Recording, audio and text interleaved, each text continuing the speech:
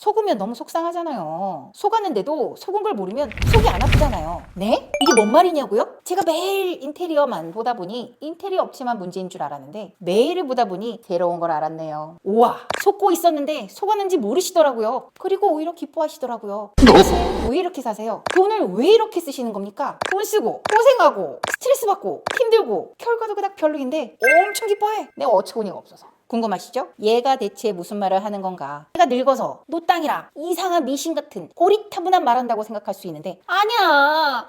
미치겠네. 보여줄 수도 없고. 답답하네. 이건 좀 경력 있는 인테리어 업체 대표들한테 물어보시면 이 말이 뭔지 알 거예요. 인테리어는 했는데 돈은 많이 썼는데 결과는 애매하고 그래도 기뻐하고 계신 분들 정말 많습니다. 더 무서운 건 뭔지 아세요? 속았는데 속은 줄을 모르고 계신다는 거예요. 저는 1000세대가 넘는 집을 고치면서 확실히 알게 됐습니다. 지금 여러분이 하고 있는 대부분의 인테리어는 인테리어가 아니라 집수리입니다. 집은 구조도 유행도 중요한 게 아닙니다. 누가 살고 어떤 삶을 사느냐에 따라 완전히 달라져야 하는 공간이에요. 유행 따라 고치는 건 집수리이고 집주인에 맞게 설계하는 게 진짜 인테리어입니다. 오늘 영상에서 왜 인테리어를 하면 일이 풀리는 집이 있고 반대로 공사부터 꼬여서 계속 문제가 생기는 집이 있는지 그 진짜 이유를 말씀드리도록 하겠습니다.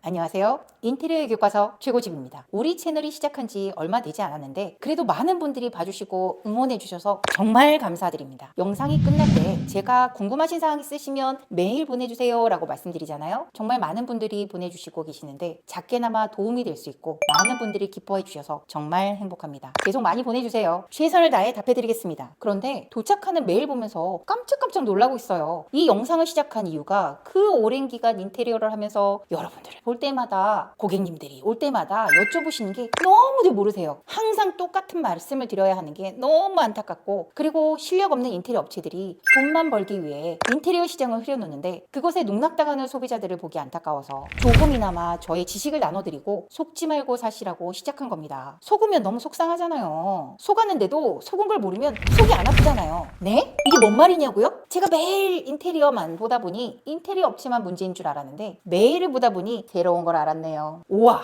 속고 있었는데 속았는지 모르시더라고요. 그리고 오히려 기뻐하시더라고요. 도대체 왜 이렇게 사세요? 돈을 왜 이렇게 쓰시는 겁니까? 돈 쓰고 고생하고 스트레스 받고 힘들고 결과도 그닥 별로인데 엄청 기뻐해. 내가 어처구니가 없어서. 궁금하시죠? 얘가 대체 무슨 말을 하는 건가? 이해가 안 가시죠? 매일 오는 것 중에 보면 공통으로 오는 내용들이 있어요. 네이버의 몇몇 카페. 오늘은 아직 정확히 그 카페들에 대해 까지는 않겠습니다. 단지 문제점 몇 가지만 말씀드릴게요. 제가 거짓말 조금 못해서 그동안 시공한 올수리와 부분수리를 합쳐서 1000세대가 넘습니다. 그 수많은 집을 인테리어하면서 느끼는 게 정말 똑같은 구조의 아파트인데 우와, 똑같은 상황이 별로 없어요. 매번 인테리어하는 현장마다 발생하는 문제나 특히 특이점들이 조금씩 달라요. 30평대 2베이 구축 아파트, 40평대 3베이 구축 아파트 정말 하도 많이 시공해서 우스갯소리로 눈 감고 발로 차도 인테리어가 되어 있을 정도인데 그래도 희한한 게 뭔지 아세요? 집집마다 달라요. 그 집주인을 따라 집이 바뀌는 거지 희한하게 진짜 공사하면서도 느껴지는 느낌이 다릅니다. 똑같은 아파트, 똑같은 구조인데도 불구하고 공사하러 집에 들어가 보면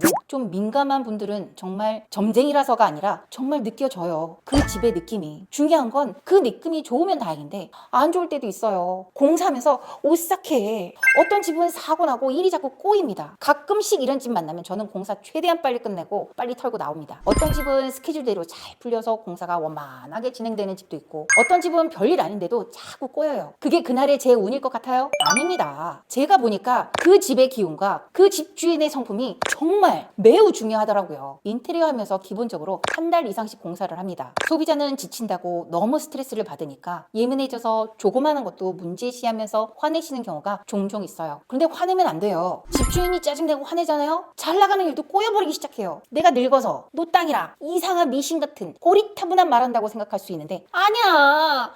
미치겠네. 보여줄 수도 없고. 답답하네. 이건 좀 경력 있는 인테리어 업체 대표들한테 물어보시면 이 말이 뭔지 알 거예요. 그러니까 집이란 공간은 신기한 곳이에요. 단순하게 생각하면 절대 안 돼요. 지금 한국의 대부분 집들이 아파트다 보니까 똑같다고 생각할 수 있지만 집집마다 정말 느낌도 다르고 문제점도 달라요. 그러니까 집수리하는 것을 만만하게 생각하시면 정말 안 됩니다. 저는 계약하는 고객님들마다 디자인을 그 고객에 맞춰서 다 다르게 해드리고 있어요. 제가 1000세대 이상 공사했다고 했잖아요. 그 집 중에 똑같이 해놓은 집이 정말 단 한 개도 없어요. 처음엔 나도 내가 정말 이상해서 내가 변덕스러워서 다 다르게 하는 건가?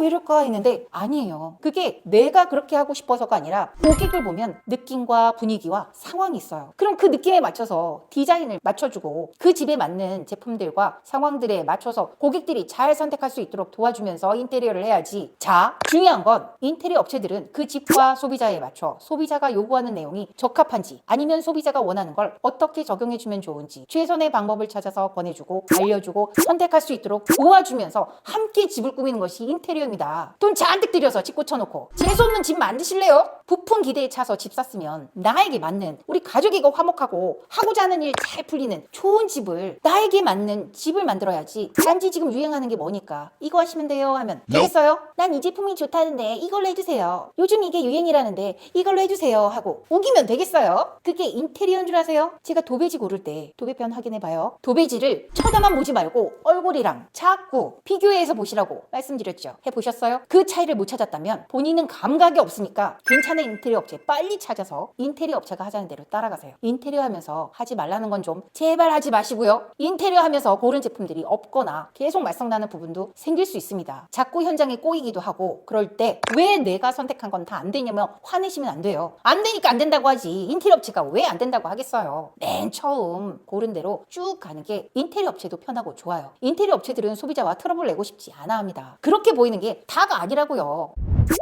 인테리어 하면 그 집의 먼지까지 바뀝니다. 인테리어 하기 전에 전 집주인이 쓰던 공간이 인테리어 하고 난 후에 새로운 집주인인 당신의 집으로 바뀝니다. 그걸 간단하게 도배장판하고 가구 좀 바꾸는 게 인테리어라고 치부해버리면 절대 안 돼요. 도배장판하고 가구 바꾸는 건 그런 건 집수리이지 인테리어가 아닙니다. 제 자랑 하나 할게요. 집은 결과를 잘 알 수 없으니 증명할 방법이 없지만 저는 사무실 인테리어도 상가 인테리어도 다 하거든요. 제가 인테리어한 상가와 사무실 전부 다 대박나서 2차, 3차 매장 오픈한다고 연락 오는 집이 태반입니다. 물론 망한 집도 있었어요. 그건 나랑 싸우면서 억지 부리면서 내가 하지 말라고 했는데도 불구하고 공사한 곳은 정말 희한하게 몇 년 뒤에 가보면 망해 있어. 신기하죠? 저도 너무 신기해요. 그러니까 인테리어를 한다고 생각했다면 이런 걸 잘 맞춰주고 꾸며주는 인테리어 업체를 제발 좀 찾으세요. 아니면 난 인테리어를 하는 게 아니라 집수리를 한다 생각하고 더러운 걸 좀 깨끗한 걸로 바꾼다고 생각하고 그 정도만 하세요. 무식하면 용감하다지만 어쩜 이렇게 큰 돈을 들여서 집을 다 뒤집어가면서 나와 나의 가족이 거주하는 이 집을 공사하는데 어쩜 이렇게 아무것도 모르면서 막 들이대는지 용감해.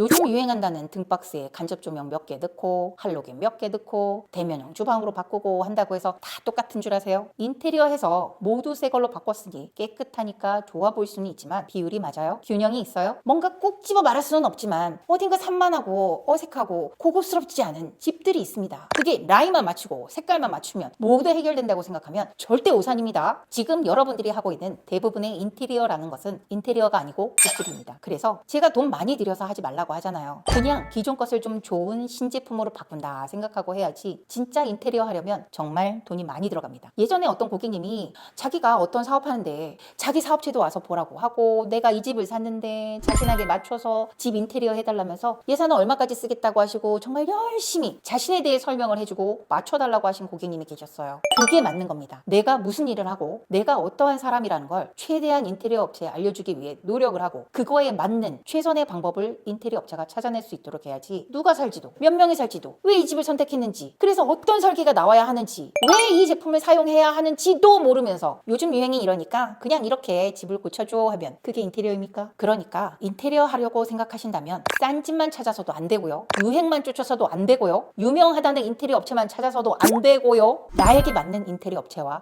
제품을 찾아야 합니다. 그게 돈을 버는 방법이에요. 인테리어 비용 몇 푼 아끼려다 벌금이나 병원비로 있는 돈 다 날리실 거예요. 아유 말이 옆으로 샜네. 하여간 제가 서두에 돈 쓰고 고생하고 스트레스 받고 힘들고 결과도 그닥 별로인데 엄청 기뻐한다고 했잖아요. 궁금하시죠? 다음 시간에 알려드릴게요. 궁금한 거 있으면 메일 듬뿍 보내주시고 별시럽지 않을 수도 있지만 저의 조언 한번 들어보세요. 그래도 그동안 메일 보내주신 분들은 자신이 생각하지 못한 결과를 저에게 들었다고 깜짝 놀라고 고마워하셨던 분들도 꽤 많이 있습니다. 혼자 끙끙댄다고 답 안 나와요. 오늘 얘기 들어보니까 내가 인테리어를 한 게 아니라 그냥 집을 고친 거였구나 이런 생각 드시는 분들 분명히 있으실 겁니다. 근데 더 중요한 건 이거예요. 돈을 썼는데 왜 결과는 늘 애매했는지, 왜 힘들고 스트레스 받았는데도 막상 끝나고 나면 기뻐하고 있었는지, 이게 우연이 아닙니다. 인테리어 판에서 정말 많이 반복되는 구조예요. 혼자 끙끙대도 답 안 나와요. 궁금한 거 있으면 메일 많이 보내주세요. 다음 영상에서 이 이야기 이어가겠습니다. 이상 최고집이었습니다. 감사합니다.